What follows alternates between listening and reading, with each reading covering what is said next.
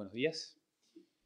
Para entrar en la materia que se nos ha pedido exponer, es necesario trazar antes algunas pequeñas pinceladas que formen el cuadro de fondo de nuestra investigación.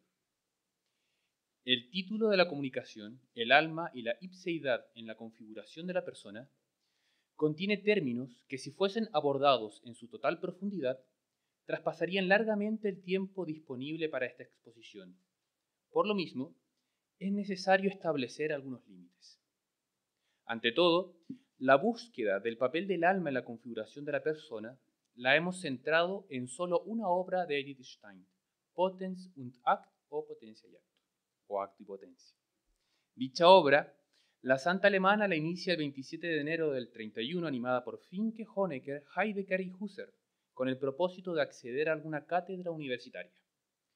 En marzo del 32, ya finalizado el manuscrito de más de 450 páginas a máquina, lo entrega a sus maestros, añadiendo que antes de darlo a la imprenta, habría que revisarlo una vez más a fondo. Sin embargo, por la situación económica en que Alemania se encontraba, fue imposible conseguir la cátedra anhelada.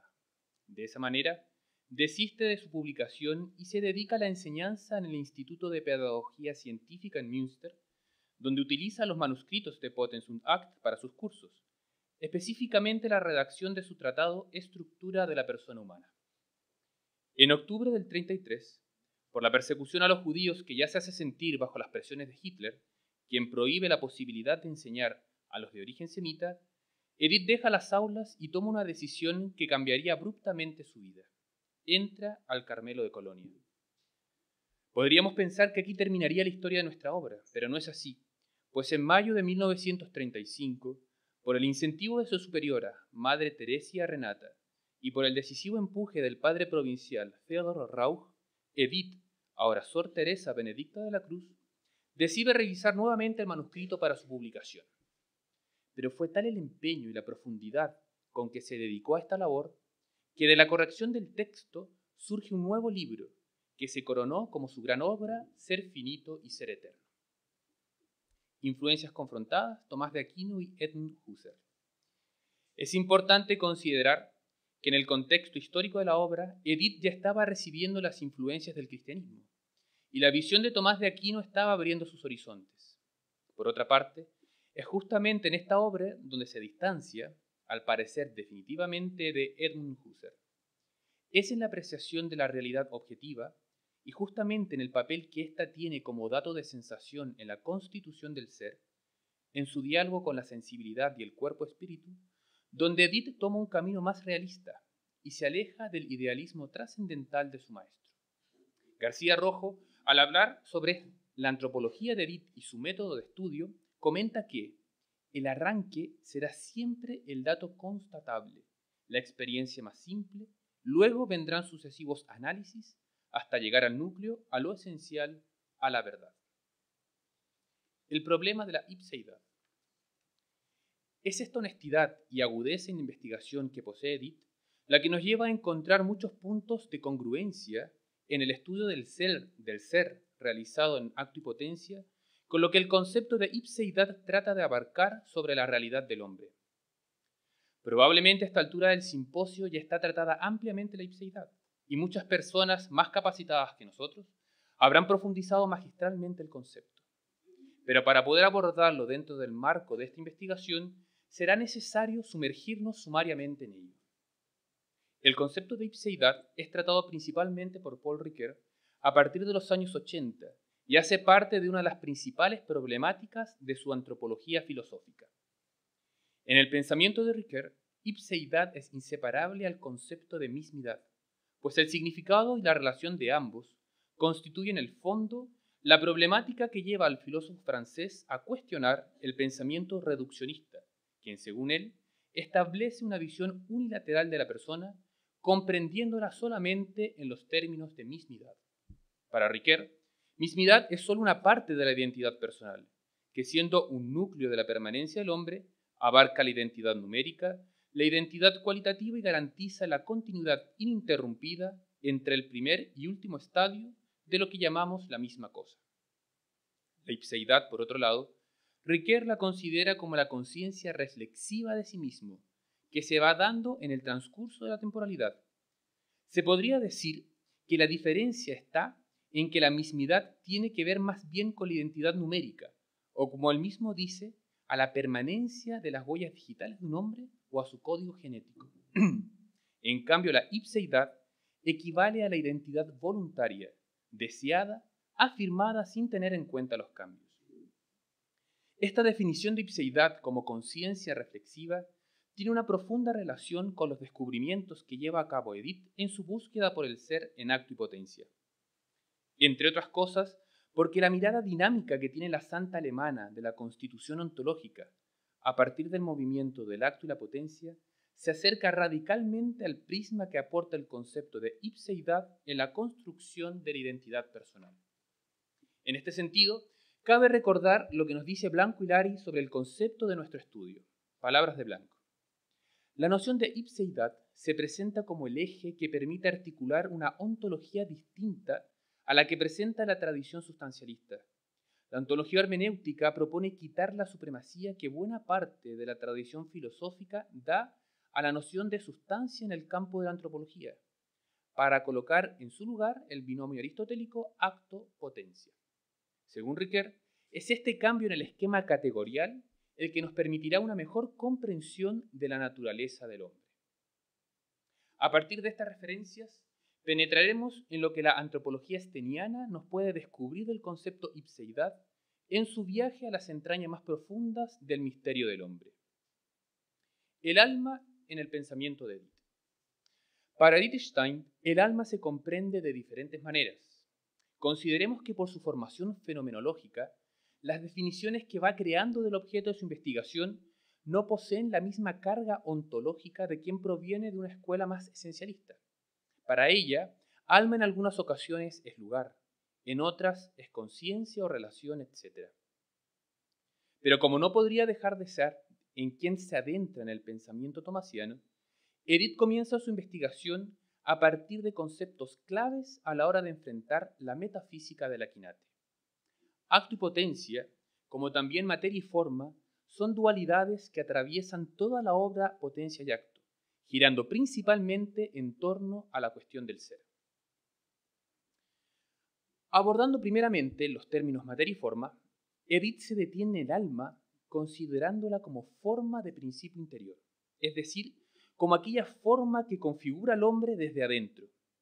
Este principio interior es también identificado por la autora, al igual que la Quinate en su obra De Spiritualibus Creaturis, como la esencia, llamada también por ella como forma sustancial. Concretamente en el hombre, esta forma como principio interior está viva, pues ella misma da esa vida, e inclusive, de acuerdo a la concepción de la Quinate, da también el mismo ser.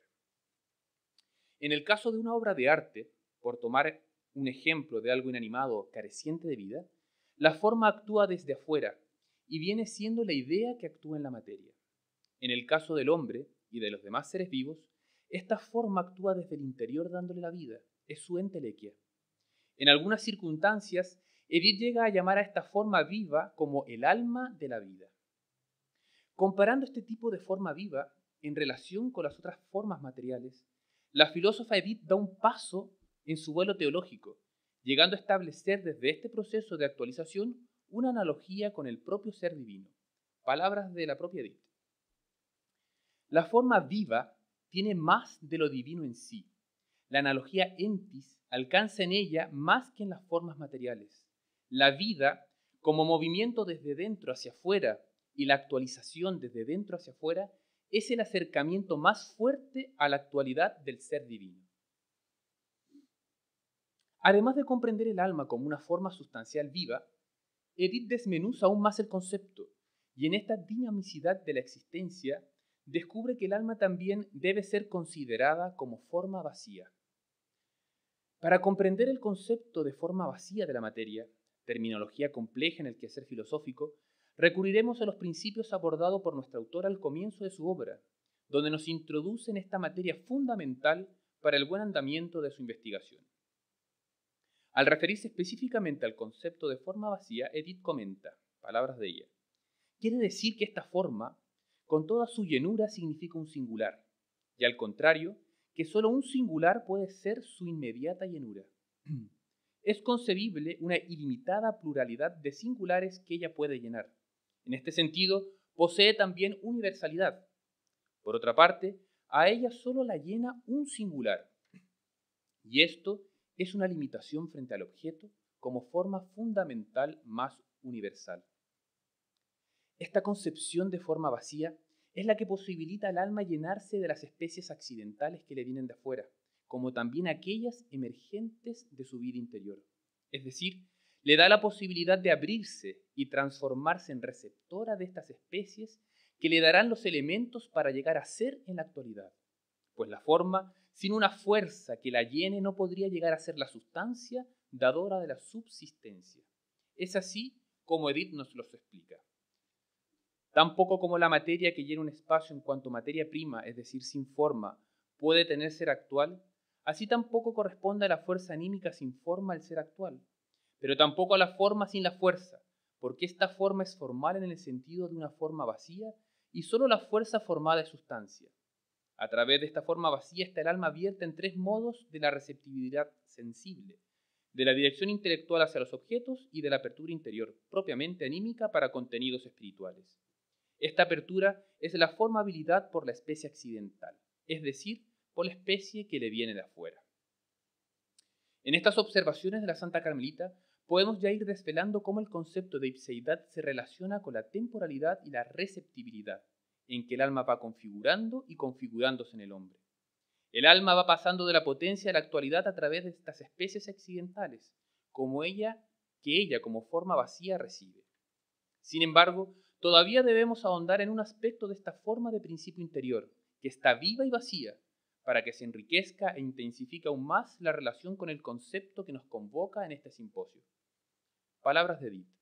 El alma humana ha interrumpido en un nuevo sentido hacia el interior y está abierta hacia lo exterior, no solo sintiendo a sí mismo y su propio ser y su contacto con otro con la apatía animal, sino consciente con claridad intelectual de sí misma y de su decisión en sí y todo lo demás en cuanto otro. Para poder entender con profundidad el tema de la claridad intelectual abordado por Edith, que en definitiva es lo que eleva el alma humana al mundo del espíritu, debemos profundizar el concepto de la transparencia, característica importante de este especial conocimiento intelectual de sí mismo. Transparente en el lenguaje utilizado por Edith, viene a significar la capacidad del alma humana de ser manifiesta a sí misma. ¿De qué manera? Cuando uno está, por ejemplo, frente a una situación extrema, en que tiene que tomar una decisión importante, la transparencia se manifiesta en la capacidad de libremente distanciarnos de nosotros mismos y vernos como un otro, al cual podemos analizar y aconsejar. ¿Cuántas veces ha pasado que nos damos cuenta que estamos hablando solos, o mejor dicho, con nosotros mismos? Inclusive, frente a una experiencia vivida, intentamos a veces hasta reprendernos. Esta capacidad es la que Edith distingue como la transparencia del alma. De esta transparencia también nacen los conceptos de libertad y claridad, como podremos ver a continuación. Palabras de Edith. Ser transparente significa ser consciente de sí mismo, pero no en una apatía según las sensaciones, sino en libertad y claridad.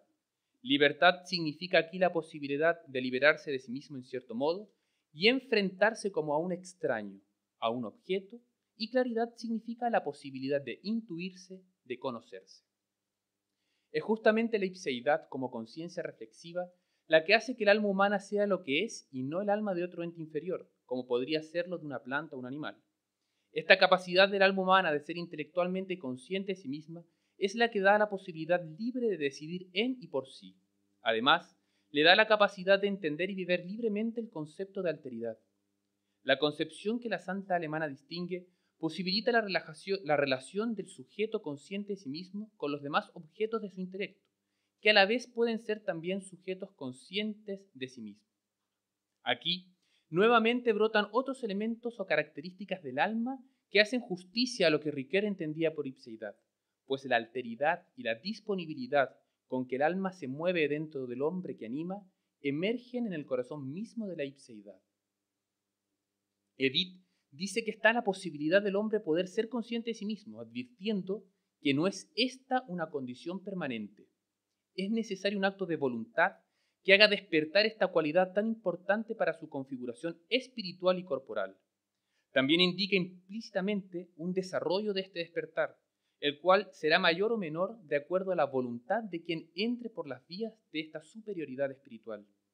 Profundizando esta realidad, entramos en un análisis que se convierte en el centro de la configuración del hombre con Dios, pues es esta autoconciencia de la propia existencia la que permite autoconfigurarse con un don, que Dios ni siquiera, sabiendo de los desastres que podría causar poniéndolo en las manos de Adán, rehusó otorgar: la libertad. La libertad, dice Edith, significa en primer lugar la posibilidad de pasar por sí de un modo inferior de ser a otro superior. Además, la posibilidad de pasar de la forma originaria de la conciencia a la que pertenece momentáneamente el ser de la persona a otra, a un acto propio de la reflexión, en que la persona se presenta a sí misma y a su acto. Finalmente, la posibilidad de entrar con un más o menos de la propia sustancia en la actualidad cambiante y determinar esta actualidad por una elección entre las posibles especies accidentales mismas. En todo esto está basado el que la formación de la vida aquí pueda ser libre autoconfiguración. Porque estamos dentro de los tiempos.